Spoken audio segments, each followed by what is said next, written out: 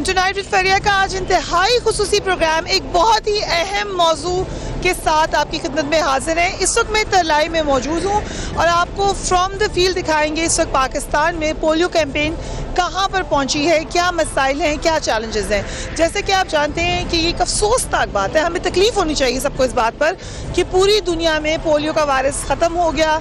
सिर्फ 2-3 ममालिक जहाँ जो रह गए हैं, जो कि स्ट्रगल कर रहे हैं इस वायरस के ख़िलाफ़, उनमें पाकिस्तान भी है, हमारा नेबरिंग अफ़गानिस्तान है, नाइजीरिया है, लेकिन मोस्टली ये पाकिस्तान का एक बड़ा चैलेंज है। और यकीनन जब दुनिया बड़ी आगे जा चुकी है, ये वायरस एक माजी का हिस्सा बन चुका है, ऐसे में पाकिस्तान में ये वायरस होना हम सब के लिए लम्हा फ़िक्रिया होना चाहिए। जो अफसोसनाक बात यह है कि इसकी कैंपेन तो बड़ी एक्टिव है, मगर उसके बावजूद लोगों में बड़े शकूक व शुबहात मौजूद हैं।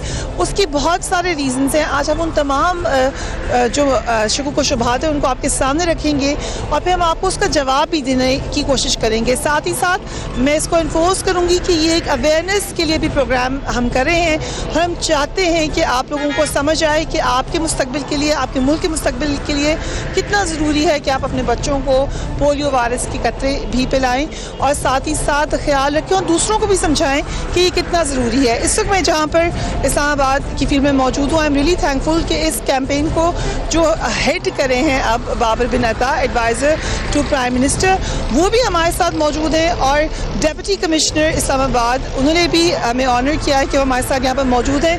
इस कैंपेन को रन करने में इन लोगों का बड़ी काविश है। डोर टू डोर ये लोग खुद भी जाते रहे हैं, आज भी ये जा रहे थे, तो हमने इनसे रिक्वेस्ट की कि हम इनके साथ आ जाएं और उन्होंने हमें उसकी इजाज़त दी, for which we are very very thankful.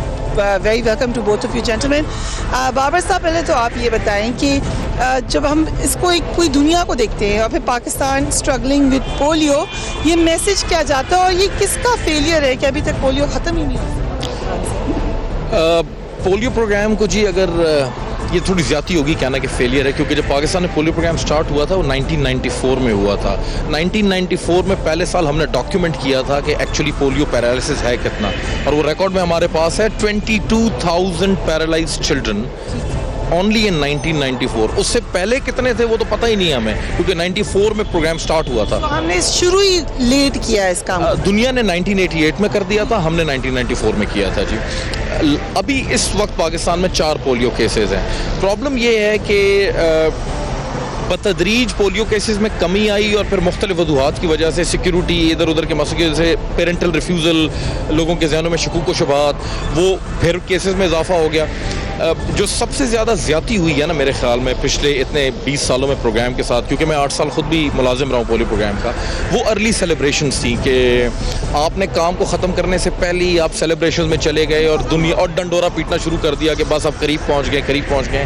मैं आपके तवज्जो से क्लियर करना चाहता हूँ कि पाकिस्तान ने कभी भी पोलियो का ख़ात्मा नहीं किया था। केसेस में कमी आई थी लेकिन पोलियो का ख़ात्मा कभी नहीं हुआ था। और पोलियो का ख़ात्मा उस वक्त होता है जब 3 साल तक कोई मुल्क ना केस रिपोर्ट करे और ना गटर के पानी में वायरस रिपोर्ट करे। ये है, उस लेवल तक नहीं पहुँचे। हम क्या इस बात की उम्मीद कर सकते हैं कि हम पहुँच जाएंगे? बिल्कुल पहुँच जाएंगे। 3 बड़े शहर हैं आपके जो पाकिस्तान में पोलियो फैला रहे हैं। पेशावर भी पूरा नहीं, उसकी 16 यूनियन काउंसिल्स हैं। कराची में UC4, गडाब, गुजरो, मच्छर कॉलोनी, अलासिफ स्क्वायर, ये इलाके, और पाकिस्तान अफगानिस्तान बॉर्डर चमन और कोयटा, ये 3 आपके मेन एरियाज़ हैं। यहाँ पे आप 3 बेहतरीन पोलियो मुहिमात, जिसका मतलब है तमाम बच्चों को कवर कर लें, तो आप पोलियो वायरस का ना सिर्फ गटर से खात्मा कर देंगे। हिंदुस्तान में वेस्ट उत्तर प्रदेश में, जब वेस्ट उत्तर प्रदेश इस तरह था जैसे हमारा पेशावर है, उन्होंने जिस साल वेस्ट उत्तर प्रदेश का गटर के पानी को क्लियर कर दिया, उस साल 45 केसेस थे इंडिया में, और नेक्स्ट ईयर वो 0 पे आ गया और पूरा मुल्क क्लियर हो गया, उनको सर्टिफिकेट मिल गया। सो इट्स एंटायरली पॉसिबल, मगर उसमें आप लोगों की पूरी मदद की भी ज़रूरत है। आप लोगों को चाहिए कि आप ना सिर्फ खुद इसमें हिस्सा लें बल्कि दूसरों को भी कहें कि वो इसमें हिस्सा लें। जैसे कि मैंने कहा, डिप्टी कमिश्नर भी हमारे साथ मौजूद हैं। सो ये आप एक्सरसाइज करते रहते हैं, you go door to door, जिसके लिए यकीनन we should thank you for that. लेकिन लोग क्या कहते हैं आगे से? आप मैडम, जो हमारी कैंपेन है ना, ये तकरीबन इस्लामाबाद के अंदर हम 3.5 लाख बच्चे को हर कैंपेन में हम कोशिश करते हैं कि उनको हम पिलाएं। और उस कैंपेन में अल्हम्दुलिल्लाह पिछले 8-9 महीने से बहुत ज़्यादा उसमें हम सक्सेसफुल हुए हैं। एक तो हमारी जो पोस्ट कैंपेन मॉनिटरिंग है उसमें भी हमने पूरे पाकिस्तान में बेस्ट रिजल्ट शो किए हैं इस्लामाबाद में।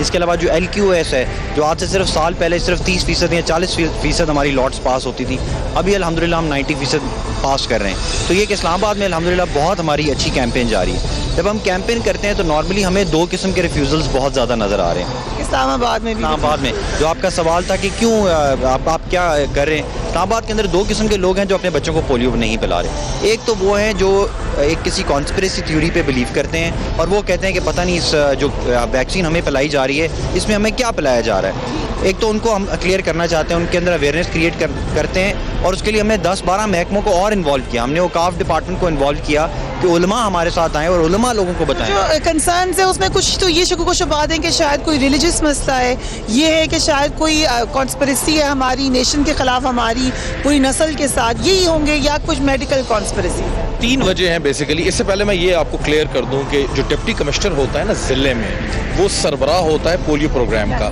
हेल्थ डिपार्टमेंट, बाकी जितने भी डिपार्टमेंट्स हैं वो सपोर्ट करते हैं DC की, क्योंकि पोलियो प्रोग्राम जो है ना जी वो क्यूरेटिव हेल्थ नहीं है, यानी वो अस्पताल का काम नहीं है और घर घर जाना है, ऑपरेशंस का काम है।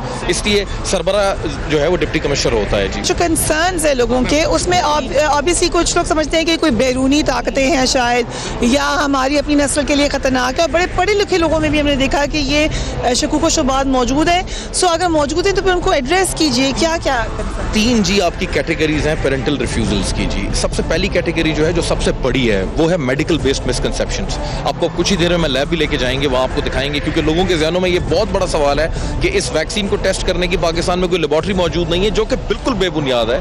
पाकिस्तान में दुनिया की बेहतरीन लैब है। Not sure about the vaccine. Okay, हम अपने नाज़रीन को यहाँ पे भी बताएंगे कि हम आपको खुद भी वो पोलियो के कतरे पी के दिखाएंगे, क्योंकि मुझे कन्विंस कर लिया बाबर साहब ने कि ये बिल्कुल ठीक वैक्सीन है। सो अगर मुझे कन्विंस किया तो मैं आपको कन्विंस करना चाहती हूँ कि इसके ऊपर ये शक ना कीजिए कि वैक्सीन सही नहीं है। आई एम श्योर कि आप खुद भी पीते हैं, आप सब अपने खानदान को बिल्कुल पिलाते हैं जी। ये पहला मिसकंसेप्शन कैटेगरी है जिससे रिफ्यूजल कॉज होता है। दूसरा है जी रिलीजियस बेस्ड, वो कैटेगरी ये कम है, ये काफ़ी कम है। हाँ जी, सबसे बड़ी कम हुई है, कम है और कम पहले से ही कम थी। सबसे ज़्यादा जो है मेडिकल बेस्ड है। लोगों को डर है कि पता नहीं इसमें क्या कोई एजेंडा है या पता नहीं क्या चीज़ें। जो रिलीजियस बेस्ड है जी, वो समझते हैं कि ये गैर मजहबी है, इसको पीना, वो काफ़ी कम हुआ है। उसमें सोशल मीडिया अवेयरनेस और मीडिया अवेयरनेस डिप्टी कमिश्नर ने बहुत अच्छा किरदार अदा किया है इसको हैंडल। रिलीजियस स्कॉलर्स ने भी आके बताया, लेकिन मौजूद है रिलीजियस मिसकंसेप्शंस भी मौजूद। और तीसरा जो आप थ्रेट के लिहाज से सबसे कम है, वो है कि जी ये बैरुल अक़वामी साजिश है।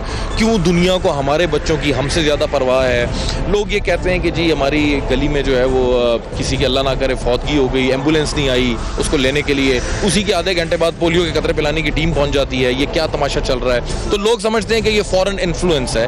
हम ये लोगों को बावर कराने में बुरी तरह नाकाम हो चुके हैं अब तक कि जी दुनिया को हमारे बच्चों की अगर परवाह होना हो, उनको अपने बच्चों की परवाह है, क्योंकि वायरस वापस जाके उनको अटैक कर सकता है। बहुत इंपॉर्टेंट है लोगों के लिए जानना कि लोग कहते हैं ना कि वो अब घंटी मारती है पोलियो टीम फिर आ गए हैं। आप पहली दफ़ा अब आप दिखाएंगे लोगों को कि ये पोलियो टीम जो है किस तरह घरों में जाती है, किस तरह लोग इनको झाड़ते हैं, किस तरह रिजेक्ट करते हैं, लेकिन वो फिर भी अपना काम करते हैं। हम यहाँ पे रैंडमली आए हैं, ये लोग हमें लेकर आए हैं, सो विल गो, और लोगों को नहीं पता क्या ऑब्वियसली नहीं पता, लेकिन पोलियो कैंपेन चल रही है, शायद इतला हो कि पोलियो कैंपेन है। बट DC साहब अभी बता रहे थे कि ये एक रिफ्यूजिंग फैमिली है जो वज़ीरिस्तान के हैं, तो मुझे कह रहे थे कि क्योंकि मैं पुख्तून स्पीकिंग हूँ तो कह रहे थे कि आप पश्तो भी बोल लेंगे।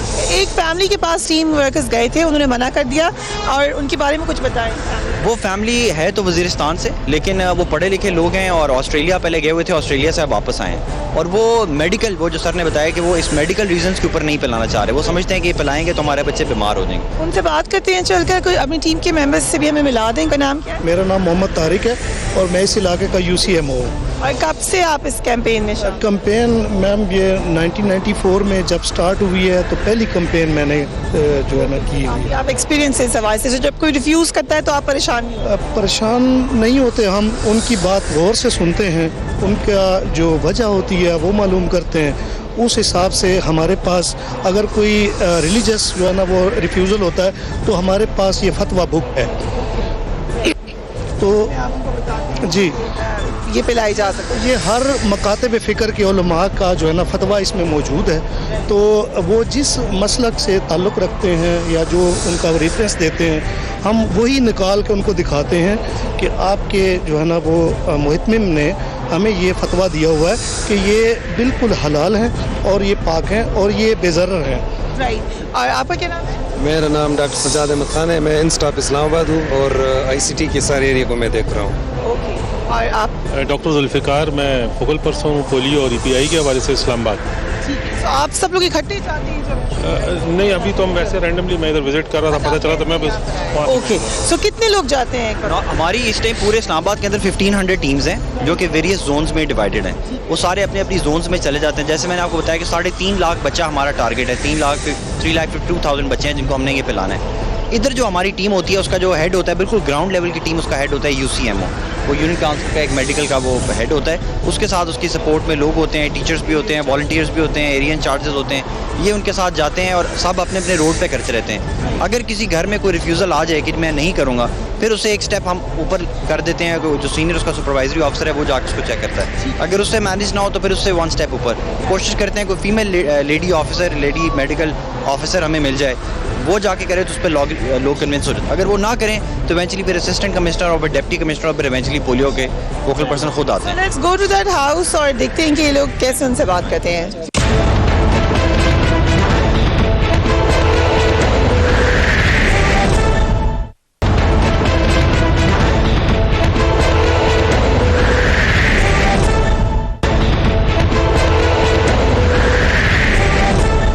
इम्पॉर्टेंट कि आपने नहीं पिलाने कतरे तो ना पिलाएं, लेकिन उसका मतलब ये नहीं है कि जो लोग आपके घर आ रहे हैं वो अपना काम करें, उनके साथ बदतमीजी करें। बाबा साहब, स्टेट का किस हद तक according to the constitution right है कि वो बच्चे को ज़रूर कतरे पिलाए? क्योंकि कुछ ममालिक में तो ये स्टेट अपना इस्तेकाक समझती है क्योंकि बच्चा खुद सोच समझ नहीं सकता, तो इस तरह के हेल्थ मामला में वालिदैन से ज़्यादा स्टेट का इस्तेकाक है। ये पाकिस्तान में क्यों नहीं है? मैं आपको एक छोटी सी कहानी सुना देता हूँ। पिछली कैंपेन की है, आपको समझ आ जाएगी। मुझे पेशावर के डिप्टी कमिश्नर ने फ़ोन किया कि मेरी बहन का नाम लिया कि डॉक्टर फलाना जो हैं वो आपकी क्या लगती है। मैंने कहा मेरी बहन है। कहती सर वो रिफ्यूज़ल है। मैंने कहा मेरी बहन रिफ्यूज़ल कैसे हो सकती है, वो तो डॉक्टर है खुद। कहती सर वो रिफ्यूज़ल है, वो बत्ती में बाहर खड़ी हैं और उन्होंने जब हमने पुश करने की कोशिश की कि पिलाएं तो उन्होंने कहा कि जो मेरे भाई हैं वो ये पोलियो के चीफ़ हैं।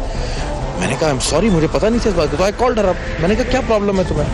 तो वो मुझे कहती है कि देखो मैं खुद डॉक्टर हूँ, तुम लोगों को मुझसे ज़्यादा मेरे बच्चों की परवाह कैसे हो सकती है? मैं नहीं पिलाती। मैंने कहा देखो बात सुनो, यू कैन नॉट, आप गवर्नमेंट और उन बच्चों के बीच में नहीं आ सकते।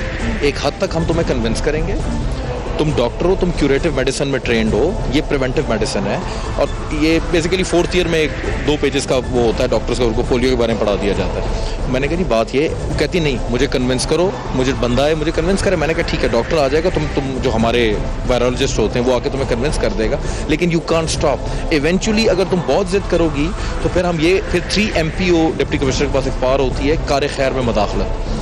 उसको मैंने अपनी बहन को कहा कि हम तुम पे वो लगानी पड़ेगी हमें, and we have to reach the children. तो उसको भी नहीं छोड़ा, बच्चों को कतरे पिला के छोड़े। ओके, अपनी बहन को बाबर साहब ने बताया कि इनकी अपनी बहन ने रिफ्यूज़ कर दिया, लेकिन ये आपकी समझ की बात है। आपको जो सवालात हैं वो आगे रखिए, उनकी तमाम सवालात के जवाब मिल जाएंगे। बग़ैर किसी वजह के मफरूज़े पे इनकार मत कीजिए क्योंकि आपके बच्चों की ज़िंदगी का मामला है।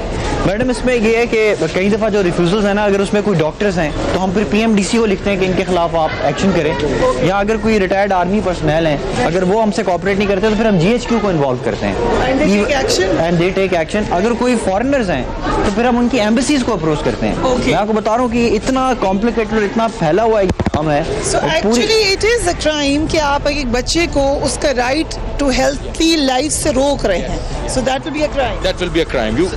Because गवर्नमेंट का काम है कि कार खैर का काम करना, और अगर आप उसको रोक रहे हैं गवर्नमेंट को काम करने से, हाँ ठीक है आप पेरेंट्स तो हैं उनके, लेकिन आप गवर्नमेंट को बच्चे तक एक सेहतमंद चीज़ पहुंचाने से नहीं रोक सकते। मेरा तो ख्याल इसमें पर्सनल मेरा ओपिनियन ये है कि गवर्नमेंट को और सख्ती करनी चाहिए, बट ऑब्वियसली डिक्टेटोरियल राइट्स के अगेंस्ट ही होंगे आप। लेकिन मैं आपको आज एक इन्फॉर्मेशन दे दूँ। पेशावर में की गई है ट्राई इस तरह की, वहाँ पे फिर अनफॉर्चुनेटली हमने अभी कोई 16 बंदे जो हैं पाकिस्तान पोलियो प्रोग्राम को उनके रंगों हाथों पकड़ा भी है कि वहाँ पे इस तरह के क्रॉनिक रिफ्यूजल पेरेंट्स को मार्कर्स दिए गए थे और वो खुद वैक्सीनेट चीटिंग होना शुरू हो गई। चीटिंग होना शुरू। तो एक इसलिए डिप्टी कमिश्नर से रिक्वेस्ट हम करते हैं कि पूरी कोशिश किया करें कि दिल से कन्विंस करें। बार बार हम कह रहे हैं कि कन्विंस करें, दिल से उनको कन्विंस करें।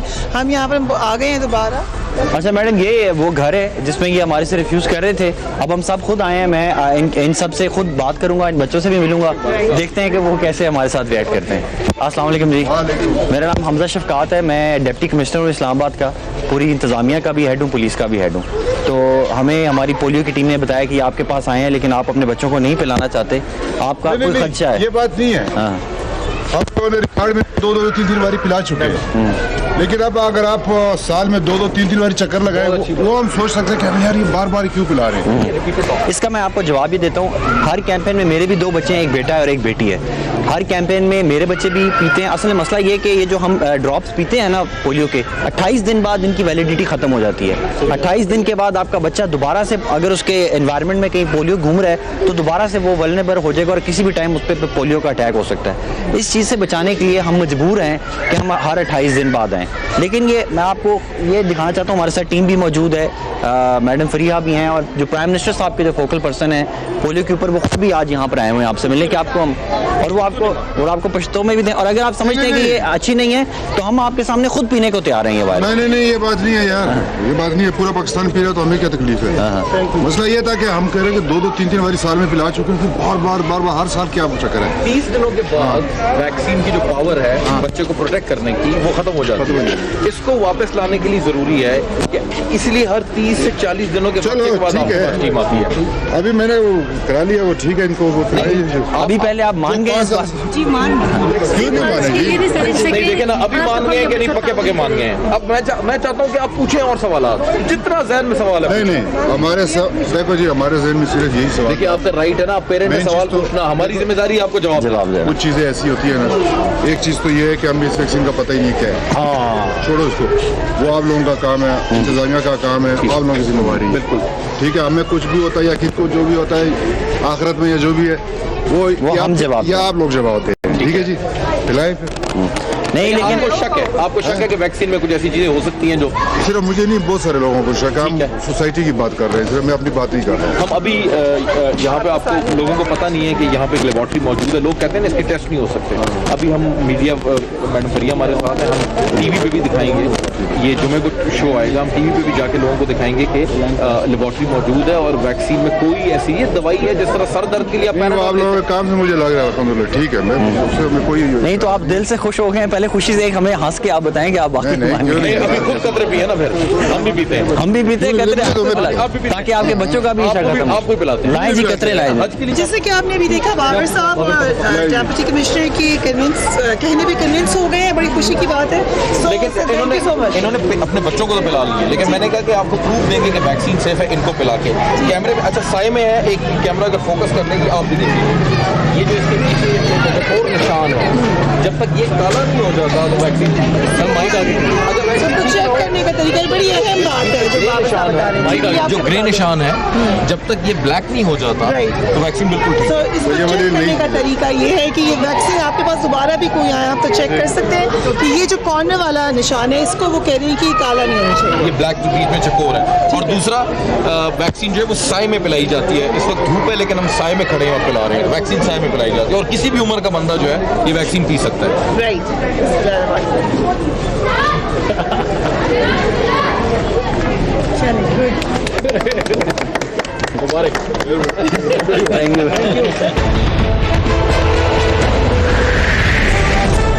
जो टीम है वो बच्चों को वैक्सीनेट करने के लिए गई है।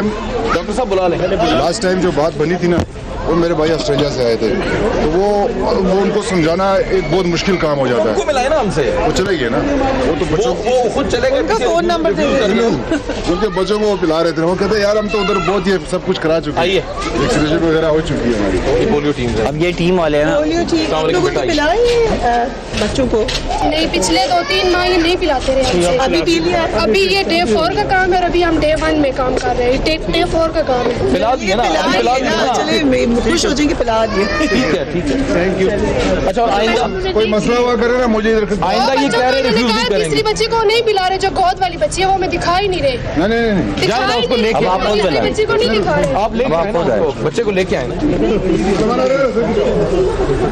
आपने बड़े तहम्मुल से बेटा, बड़े जो देखें ये काम बड़ा मुश्किल और मेहनत तरफ होता है। लोग आपसे कभी बदतमीजी भी करेंगे, लोग आपके साथ गुस्सा भी करेंगे, लेकिन आपने बड़े प्यार से बहुत बिल्कुल ठंडे होके करना है, क्योंकि ये काम हम अल्लाह के लिए भी कर रहे हैं, अपने मुल्क के लिए भी कर रहे हैं, और ये आपने ऐसे करना है जैसे आप पे ये एक अल्लाह की तरफ से भी जिम्मेदारी है। तो उसको बहुत प्यार से, अगर वो रिफ्यूज़ भी करे तो उनको प्यार से आपने कहना है, ठीक है। ये वाकई मुश्किल काम है। I can imagine door to door जाना, और खास तौर पे सुबह से वो फिर लेकिन रही है, मेरे पता लग रहा है कि वो ना वो फटीग। कितने बजे से निकलेंगे आप? हम 8 बजे से। 8 बजे से। और रोज जाते हो फिर? जी रोज। कितने लोग 100 में से कितने लोग कहते हैं कि आ जाए पिलाने के लिए? खुश बहुत कम, कोई 40% ही को जो इज्जत से कह दे कि आप पिला दो, वरना बहुत इतराज करते हैं और बहुत फिर हम उन्हें प्यार ये से कहेंगे कि कम से कम बात जरूर इज्जत से कीजिए। अपने घर से वो बच्ची यहाँ आ रही है, आप लोगों की मदद के लिए आ रही है, आप लोगों के बच्चों के लिए आ रही है।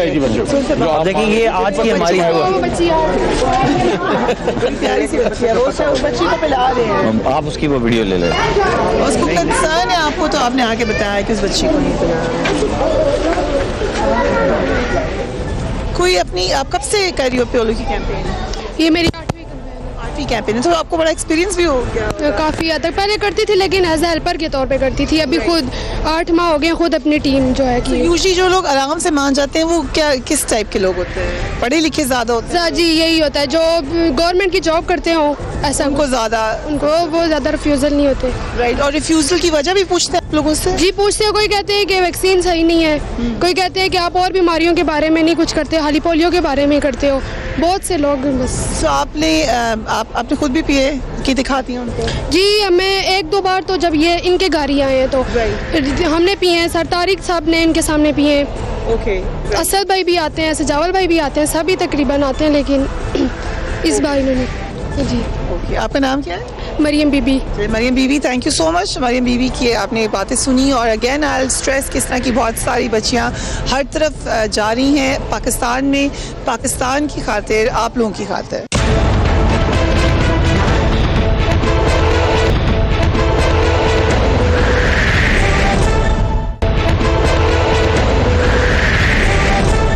इस वक्त मैं पोलियो वायरोलॉजी लैब के सामने मौजूद हूँ, आप देख सकते हैं। और जैसा कि हमने आपको पहले भी बताया, पहली दफ़ा हम आपको इस लैब के अंदर लेके जाने लगे हैं। इसके हवाले से बहुत सारी बातें अभी बाबा साहब हमें फिर बताएंगे। मेरे साथ इस वक्त यहाँ पर डॉक्टर सलमान भी मौजूद हैं, जो कि इस लैब को देखते भी हैं। बहुत सारे मिसकंसेप्शंस के बारे में हम आपको मुसलसल बता रहे हैं। उसमें एक मामला टेस्टिंग का भी है, और टेस्टिंग के लिए ये लैब बहुत ज़रूरी है। And I start with you, जो आपने हमें ख़ास तौर पे ये बताया कि अहम क्यों है इस लैब की, क्या हैसियत होगी पोलियो की कैंपेन में? ये लैब जी, इसको रीजनल रेफरेंस लैब कहा जाता है। रीजनल रेफरेंस लैब इसलिए क्योंकि ये सिर्फ पाकिस्तान के लिए नहीं बल्कि हमारे हमसाया ममालिक में भी जो है पोलियो के लिए यूज़ की जाती है। इस लैब की सबसे बड़ी खासियत ये है कि यहाँ पे जीनोमिक सीक्वेंसिंग सेक्शन है, जो हमें ये बता सकता है कि किसी भी इलाके के गटर के पानी में या बच्चे में आने वाला पोलियो वायरस जो है वो कहाँ से आया, उसका पेरेंट कौन था, उसका ग्रैंड पेरेंट कौन था, उसका ग्रैंड पेरेंट कौन था, और आपको आगे मदद होती है जी पता चल जाता है हमें।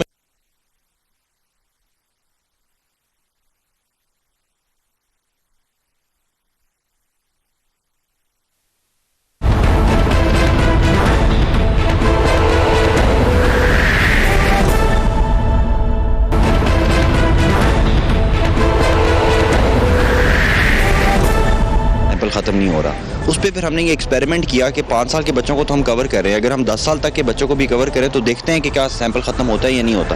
फिर हमने 10 साल के जो बच्चे, जो उस एनवायरमेंटल सैंपल जो कि हमारा सब्ज़ी मंडी में फाइंड हमने किया था, उसके इर्द गिर्द की 5 यूनियन काउंसिल्स में हमने ये डिसीजन लिया सब ने मिल के कि जी हम इसको 10 साल तक के बच्चों के लिए करते हैं। 10 साल के लिए बच्चों के लिए जब हमने किया तो जो उनको कन्विंस करना था, नॉर्मली जो हमारी जो रूरल पॉपुलेशन है या जो स्लम्स की पॉपुलेशन है या जो सेमी अर्बनाइज पॉपुलेशन है, उनको कन्विंस करने की ज़रूरत नहीं पड़ती, वो खुद हमारे साथ बहुत कोऑपरेट करते हैं। ये बड़ा एक एस्टॉनिशिंग फैक्ट है कि हमारी जो अर्बन अपर क्लासेस हैं, जो हमारी पॉश एरियाज़ में रहते हैं, वो लोग ज़्यादा रिफ्यूज़ करते हैं। वो कहते हैं कि जी अब ये इस्लामाबाद के हवाले से आप बता रहे हैं हमें DHA में ये मसला आता है, हमें CDA के टॉप सेक्टर्स में ये मसला आता है। जो स्लम्स के एरियाज़ हैं वो लोग हमसे कन्विंस भी हो जाते हैं, और फिर उनको कन्विंस करने के लिए हमने हमारे UCMOs होते हैं जो आज जाके उनसे मिलते हैं, उसी इलाके के होते हैं। हमने उलमा को ऑन बोर्ड रखा हुआ है, इलाके के टीचर्स को ऑन बोर्ड रखते हैं, फिर जो रेवेन्यू ऑफिशियल्स हैं, पुलिस ऑफिशियल्स हैं, जब वो सब जाते हैं तो वो, और अगर फिर भी अगर कोई ना माने तो फिर डिप्टी कमिश्नर खुद जाता है फाइनल फेज़ में, और अगर ना हो तो फिर हम जो पोलियो के हमारे कोऑर्डिनेटर हैं बाबर साहब, हम उनसे भी रिक्वेस्ट करते हैं। अब अगर आप हमें लैब के हवाले से बता दें कितना बड़ा ऑपरेशन है, क्या क्या उसकी तकनीकी तरीके हैं? हम इस लैब के बारे में बात करें तो दुनिया के अंदर जो पोलियो का नेटवर्क चल रहा है उसमें दुनिया के 70% सैंपल जो हैं पोलियो से रिलेटेड वो इस लैब में आते हैं, और दुनिया का सबसे बड़ा एनवायरमेंटल लैब का नेटवर्क जो है यह इस पाकिस्तान के अंदर है, और ये लैब पाकिस्तान को भी करती है। इसके अलावा दूसरे हमसाया ममालिक से हमारे पास सैंपल आते हैं, उनको भी हम टेस्ट करते हैं। जिस वाइल वी टॉकिंग मुझे लगा कि ये सैंपल शायद अभी लेके जा रहे हैं साहब। सैंपल आ रहे हैं, ये मुख्तलिफ अजला से सैंपल आते हैं। कुछ जो EDOs हैं वो ख़ुद भिजवाते हैं, कुछ हम कोरियर सर्विसेज की को यूज़ करते हैं। हमने तमाम कोरियर सर्विसेज को पाकिस्तान में जो ऑपरेट कर रही हैं उनको ऑन बोर्ड किया हुआ है, और उनके ज़रिए हमारे पास रोज़ सैंपल आते हैं, और सैकड़ों के हिसाब से डब्बे हमारे पास यहाँ पे वो आते हैं, जिसमें हमारे कम से कम एक दिन में 200 से 300 सैंपल आते हैं। और कितना अरसा लगता है सैंपल की रिपोर्ट टेस्ट करने में? हम ये लेबॉर्ट्री जो है अल्हम्दुलिल्लाह हमें ये फ़ख्र है पाकिस्तान के ऊपर, और ये पाकिस्तान की ना सिर्फ पाकिस्तान की बल्कि दुनिया के अंदर सबसे अच्छी लेबॉर्ट्री मानी जाती है, और ना सिर्फ टेस्ट के रिजल्ट्स के हवाले से बल्कि टाइमलीनेस के हवाले से भी। और हम जो आपने कहा वैक्सीन को भी चेक करते हैं आप लोग, अगर वैक्सीन में कोई मसला हो भी सकता है तो फिर क्या करते हैं? वैक्सीन के लिए जो मसला होता है उसके लिए हमारा क्वालिटी कंट्रोल डिपार्टमेंट्स हैं यहाँ पे NIH के अंदर, वो टेस्ट करते हैं। इसके अलावा NIH के अंदर भी ड्रग टेस्टिंग लेबॉर्ट्रीज हैं, वहाँ पे ये वैक्सीन को टेस्ट किया जाता है। हम अब लैब के अंदर चलते हैं और आपको दिखाते हैं कि यहाँ टेस्टिंग कैसे होती है और इसका क्या तरीक़ेकार है। जैसे अभी बाबर साहब ने आपको बताया, फॉर द फर्स्ट टाइम आपको पाकिस्तान की नेशनल TV की स्क्रीन पे दिखा रहे हैं। जो सवालात हैं वो आज आपको पता चलने वाले हैं, लेकिन साथ ही साथ दिखाने का मकसद ये है कि नेक्स्ट टाइम जब आपके दरवाजे पे कोई नॉक करे और आपको बताए कि ये वैक्सीन आपके लिए ज़रूरी है तो आप उनको एंटरटेन करें, इस वैक्सीन को ज़रूर इस्तेमाल कीजिए, और आसपास जितने लोग हैं उनको भी आपने ये बताना है कि ये वैक्सीन जो है आपके फ़ायदे के लिए है। जैसा कि मैंने आपको ये बताया कि ये पोलियो की लेबॉर्ट्री है, और हम इसको शुरू करते हैं पहले सेक्शन से। इसका पहला सेक्शन है जहाँ पे सैंपल रिसीव किया जाता है, और हर लेबॉर्ट्री के अंदर सैंपल एक बहुत अहमियत रखता है। सैंपल जितने अच्छे तरीके से कलेक्ट किया जाएगा उतने ही अच्छे रिजल्ट लेबॉर्ट्री दे सकती है। आइए मैं आपको लेबॉर्ट्री का सैंपल रिसीविंग रूम दिखाता हूँ। यहाँ पे हमें पूरे पाकिस्तान से, ना सिर्फ पाकिस्तान से बल्कि हमसाया मुल्क से भी हमारे पास सैंपल आ रहे हैं, और हर वक्त हमारे पास इसी तरह ही सैंपल आते रहते हैं जी। मैंने आपको जैसे पहले बताया कि हमारे पास दो तरह के सैंपल, एक तो हम ह्यूमंस में से लेते हैं, इंसानों के सैंपल लेते हैं, दूसरा मैंने आपको बताया था कि हम सीवेज के नालों का सैंपल लेते हैं।